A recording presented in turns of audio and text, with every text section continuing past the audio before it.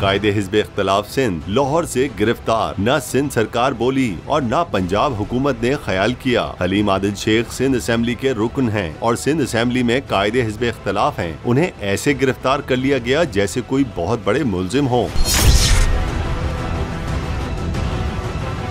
कायदे हिज़्ब इख्तिलाफ सिंध हलीम आदिल शेख की गिरफ्तारी पर उनकी बेटी आयशा हलीम का वीडियो बयान सामने आ गया। नम आंखों से आयशा हलीम कहती हैं कि मेरे वालिद को लाहौर से बगैर वारंट गिरफ्तारी के सादा लिबास अफराद ले गए। मेरे वालिद की जिंदगी को खतरा है।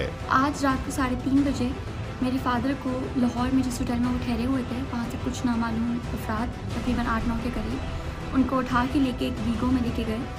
मुझे नहीं पता ये अरेस्ट है या किडनैपिंग है, क्योंकि ना कोई वारंट था, ना हमें पता है वो कहाँ है, ना उनके लॉयर्स को पता है वो कहाँ है, ना उनकी फैमिली को पता है वो कहाँ है।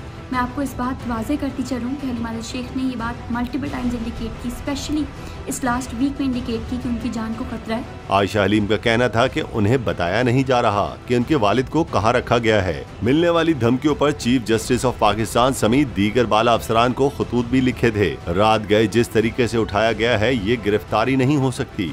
उन्होंने रेलेवेंट अथॉरिटीज़ को लेटर्स भी लिखे जिसमें chief justice of Pakistan included है, जिसमें उन्होंने बताया कि उनकी जान को खतरा है और उनको यहाँ तक मालूमात हुई हैं कि उनको खुदा न खास्ता कस्टडी में लेके उनकी जान को नुकसान पहुँचाने की प्लान बन चुके हैं। आयशा हलीम ने कहा कि सादा कपड़ों में मलबूस लोगों ने वालिद को अगवा किया। कुछ रोज कबल हमारे घर पर पुलिस की भारी नफरी को भेजकर हरासा किया गया। इन पुलिस मोबाइल्स में सीएम हाउस की सिक्योरिटी की मोबाइल्स भी शामिल थीं।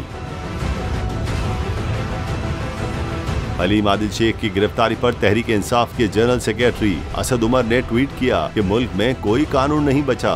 ये सूरत हाल अदलिया और वकला बरादरी, मीडिया और इंसानी हुकूक की तंजीमों का इम्तिहान है। हलीम आदिल शेख को फौरी रिहा किया जाए।